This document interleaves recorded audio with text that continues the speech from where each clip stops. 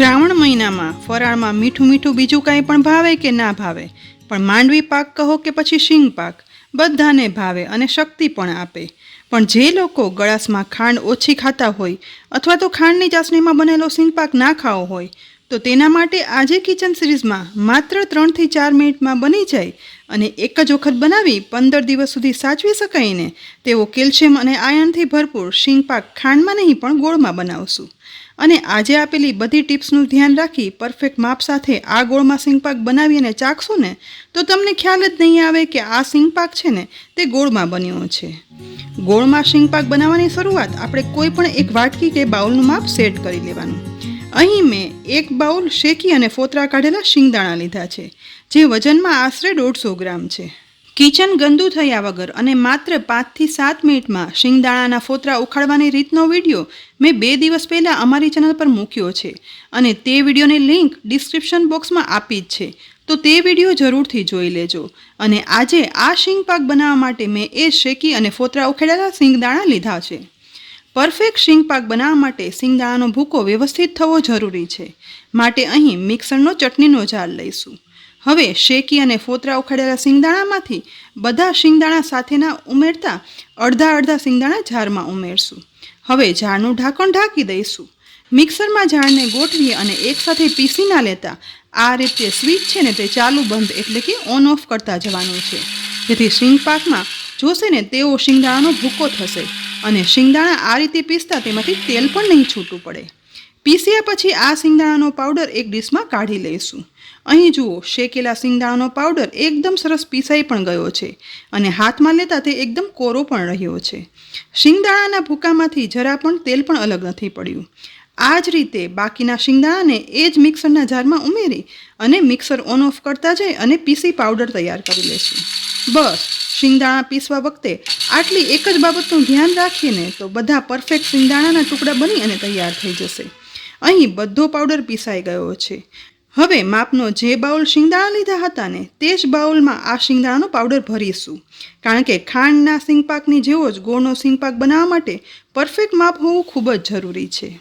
અહીં બધા શિંગદાણાનો ભૂકો પ્રેસ કરી અને ભરતા જુઓ, એક બાઉલ શિંગદાણામાંથી શિંગદાણાનો પાવડર છે ને તે 1.5 બાઉલ થયો છે. તો હવે ગોળનું માપ છે ને તે એ પ્રમાણે સેટ કરશું, એટલે કે 1.5 બાઉલ શિંગના ભૂકા સાથે 1.5 બાઉલ કોલ્હાપુરી ગોળ લેવાનો છે. ટૂંકમાં શિંગદાણાનો પાવડર કરતાં ગોળ હંમેશા અડધો જ લેવાનો. હવે સિંગ પાક બનાવવા માટે ગેસની લો ફ્લેમ પર એક કઢાઈમાં 1 ટેબલસ્પૂન ચોખ્ખું ઘી ઉમેરી દઈશું. ગરમ થતા ઘીમાં સાથે સાથે માપ પ્રમાણે 1.5 બાઉલ સમારેલો કોલ્હાપુરી ગોળ ઉમેરી દેવાનો છે. હવે ગોળને ઘીમાં મિક્સ કરતા જઈ અને ઓગાળશું. પણ તમે કહેશો કે કોલ્હાપુરી ગોળ જ કેમ ઉમેરવાનો, દેશી ગોળ ના ઉમેરી શકાય? તો હા, દેશી ગોળ ઉમેરીને પણ ગોળનો સિંગ પાક બનાવી શકાય છે, પણ દેશી ગોળ ઉમેરવાથી આ સિંગ પાક છે ને તે થોડો એવો બ્રાઉન કલરનો થશે, જ્યારે કોલ્હાપુરી ગોળમાં બનતો સિંગ પાક છે ને તે એકદમ ખાંડમાં બનેલા સિંગ પાક જેવો સફેદ ઉજળો થાય છે. અહીં વાતો કરતાં ગોળ છે ને ઘીમાં ગરમ થઈ અને ઓગળી ગયો છે, પણ અહીં યાદ રાખી ગેસની ફ્લેમ છે ને તે લો જ રાખશું. પણ ખાસ ધ્યાન એ પણ રાખવાનું કે અહીં ગોળની પાઈ નથી કરવાની, પણ સતત મિક્સ કરતાં માત્ર 1 થી 1.5 મિનિટમાં જ ગોળ છે ને તે ઘીમાં મિક્સ થઈ અને ફૂલી ઉપર આવવાની શરૂઆત થઈ ગઈ છે. માત્ર 20 સેકન્ડમાં જ બધો ગોળ છે ને તે ઘીમાં ઉપર આવી જશે અને એકદમ સરસ બબલ્સ પણ ગોળમાં થવા લાગશે. બસ આ જ રીતે બધો ગોળ ઘીમાં ઉપર આવી જાય ને એટલે તુરંત જ શિંગદાણાનો પીસેલો ભૂકો છે ને તે ગોળમાં ઉમેરી દેવાનો છે અને તુરંત જ આ શિંગદાણાના ભૂકાને ગરમ ઘી ગોળમાં મિક્સ કરશું. બસ ગોળ બધો ફૂલી અને ઉપર આવી જાય ને ત્યારે પરફેક્ટ ટાઈમે શિંગદાણાનો ભૂકો ઉમેરી દઈએ ને તો એકદમ પરફેક્ટ પીસવાળો સિંગ પાક બની અને તૈયાર થાય છે.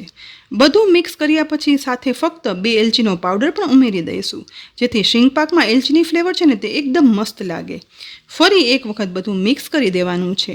જુઓ, સિંગ પાકનું મિશ્રણ એકદમ સફેદ ઉજળું ખાંડના સિંગ પાક જેવું થયું છે ને, તો આ સમયે ગેસની ફ્લેમ છે ને તે બંધ કરી દેવાની છે. હવે બાજુમાં મીઠાઈની ટ્રેમાં સહેજ જેવું ઘી ઉમેરી એકદમ સરસ રીતે ટ્રેમાં લગાવી દઈશું. ઘી લગાવાઈ જાય ને એટલે ગોળમાં બનાવેલા સિંગ પાકનું મિશ્રણ છે ને તે ટ્રેમાં ઉમેરી દઈશું. હવે આ મિશ્રણને તવેથા કે સ્પેચ્યુલા વડે એકદમ સરસ રીતે ફેલાવી દેવાનું છે. અહીં શેકેલા શિંગદાણાનો પાવડર બનાવી ઘી ગોળના મિશ્રણમાં મિક્સ કરી અને સિંગ પાકનું મિશ્રણ બનાવવા માટે ફક્ત 4 મિનિટ જેવો જ સમય થયો છે. અહીં મિશ્રણ વ્યવસ્થિત સેટ થઈ ગયું છે.